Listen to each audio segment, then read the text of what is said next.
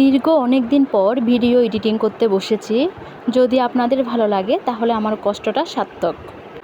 আজকে কোথায় কোথায় গিয়েছি আর কি কি করেছি সকাল থেকে তা নিয়ে থাকলো আজকের ভিডিও। চলুন শুরু করা যাক।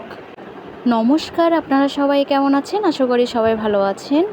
আজকে সকাল সকাল চলে গিয়েছি আমাদের একটা বৌদ্ধ মন্দিরে।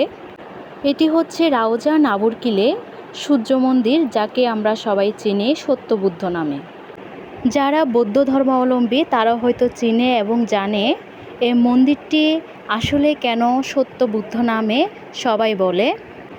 আমার মা দাদু দিদা থেকে যা শুনলাম, অনেক আগে যখন বুদ্ধটি এই মন্দিরে আনা হয় তখন রাতে প্রচণ্ড বৃষ্টি পড়ে। তো বৃষ্টির মধ্যে যারা বুদ্ধকে স্থানে রাখার জন্য এসেছিল তারা বুদ্ধকে বাইরে রেখে চলে যায়। তো চিন্তা করেছে সকালবেলা আসলে সবাই বুদ্ধকে নির্দিষ্ট স্থানে বসাবে। তো সকালে যখন আসলো তখন সবাই দেখেই অবাক যে বুদ্ধটি তার নির্দিষ্ট শয়ন কক্ষে তিনি নিজেই বসা। আর তখন থেকে সবাই সত্য বুদ্ধ নামে বলে।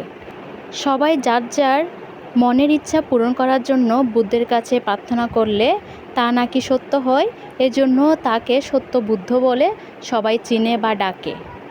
এই বিহারটি আমাদের বাড়ির পাশে হলেও যাব বলে যাওয়া হয় না বিভিন্ন ব্যস্ততার কারণে।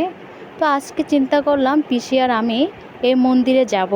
তো পিসিকে বললাম চলো আমরা এই বৌদ্ধ মন্দিরে যাই।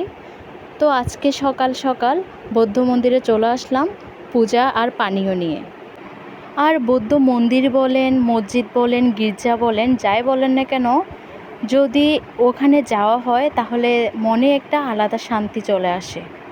আজকের ভিডিও এতটুকু। যদি ভালো লাগে অবশ্যই সাবস্ক্রাইব দিয়ে পাশে থাকবেন। ধন্যবাদ। আর ভুল ত্রুটি হলে অবশ্যই ক্ষমা চোখে দেখবেন।